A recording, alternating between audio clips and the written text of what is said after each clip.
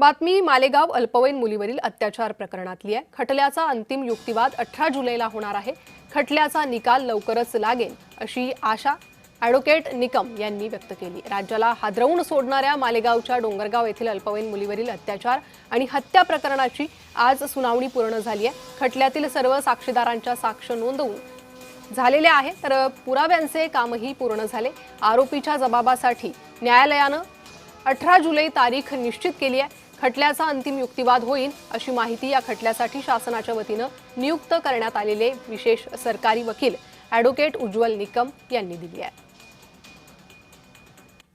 मुलगी ज्या लहान मुलीबरोबर खेळत होती त्यांची साक्ष एकाची घेण्यात आलेली आहे आणि तसंच आरोपीच्या वर्तनाबद्दल आरोपीने त्यानंतर जो काही मेडिकल एव्हिडन्स आम्हाला मिळाला आणि पोलीस तपास अधिकाऱ्यांनी जे आरोपीला तत्परतेने अटक केली त्या संदर्भातला सगळा पुरावा, रासायनिक तज्ञांचा अहवाल आणि परिस्थितीजन्य पुरावा असा न्यायालयात मांडलेला आहे।